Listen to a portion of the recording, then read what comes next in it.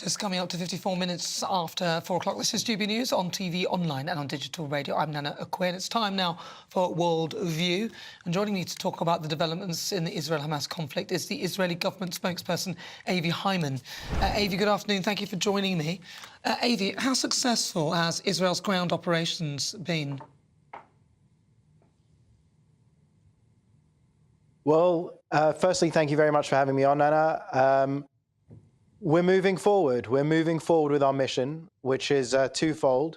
Firstly, to destroy the Hamas military operation, the Hamas government entirely, and obviously to free the 240 Israelis that were taken captive against all wars of law. They took, as you know, men, women, children, toddlers, and even babies. And our mission is plowing ahead. We've surrounded Gaza City. We're keeping the pressure up on Hamas. We're taking out a lot of Hamas targets, pinpointing Hamas, and doing our very best to avoid civilian casualties in a way that no army has likely done in the history of modern warfare. Yeah. But we have to keep going until we take care of this issue so that Hamas never again can perpetrate the likes of atrocities that we saw on October 7th, when they plowed through our borders, killing men, women, and children, killing children in front of their parents, parents in front of their children, beheading babies, opening fire on babies' cots. The people of Israel can no longer go on with a terrorist entity, an ISIS-like entity on our southern border. This is an existential threat that we need to deal with now, and we are dealing with it. Now, of course, you've been a lot of pressure on Israel to have some sort of pause during the fighting, and those have been arranged now. How does that affect you militarily? So there's been a lot of talk of the humanitarian pauses. I can tell you that even before that talk, humanitarian pauses were happening. For example, when 2 of our people were released by Hamas, and then another 2 were released by Hamas, there were pauses. Now, let me define a humanitarian pause for you. It's not a ceasefire. There won't be a ceasefire until Hamas is finished and until our hostages are released entirely, without without any preconditions. When we talk about pauses, there can be a 2-hour, 3-hour, 4-hour pause in a specific area so that we can enable civilians, Gazan civilians, to move out of the line of fire, which we've done. We've done for the last 3 weeks. We've called on Gazans to move south, and they have. Almost 1 million of them have in those humanitarian corridors. They've moved to the safer zone by the coast in the south because our war is with Hamas. We're going after Hamas, and we want to minimize civilian casualties. So, yeah, we can take a specific pause in a specific area while still keeping the pressure on Hamas everywhere else.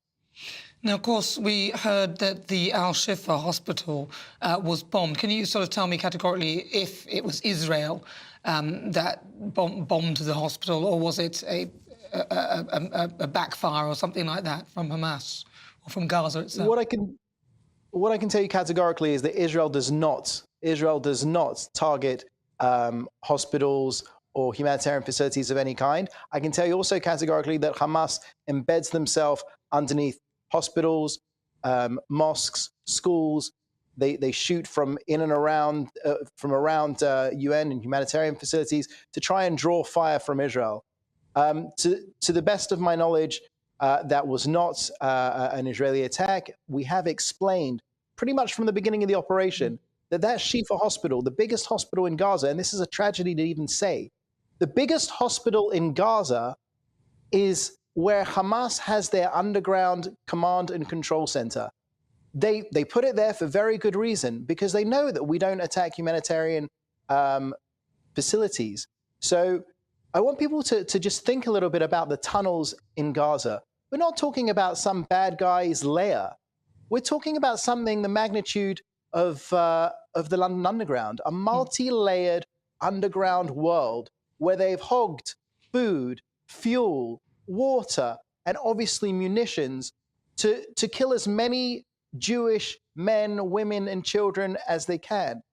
So now they are trying to center the conflicts around the Shifa hospital where they are based. We have tried our very best to evacuate that hospital. We even called on the hospital's leadership to allow us to give them fuel, to allow us to take out the patients.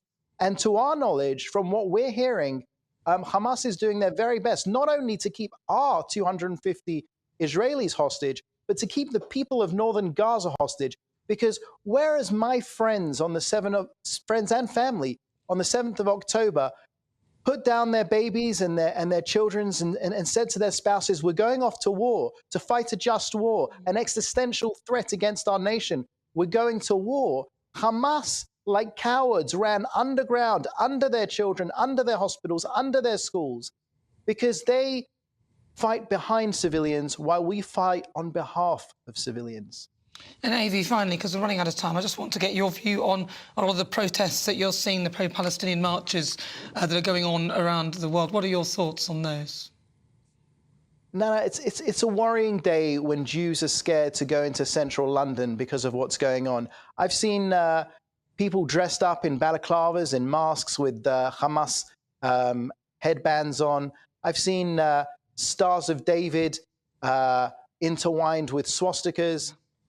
I mean, we ask people if they were with us when we were the victim, that they be with us when we're the victor. Chants of from the river to the sea, Palestine will be free. Understand what that means. That means policide, the total eradication of the Jewish state, the one and only Jewish state, and it means genocide of the Jewish people. And I remind your viewers that Hamas's charter is very clear. First, they want to eradicate the Jewish state, and secondly, they want to eradicate Jews everywhere. So if I was a Jew walking the streets of London, I would be very, very scared at that and other chants which are directed not only at Israel, but at the Jewish community in England. Avi, thank you so much for talking to me. That's Avi Hyman. He's a spokesperson for the Israeli government. He's live in Israel. Thank you so much.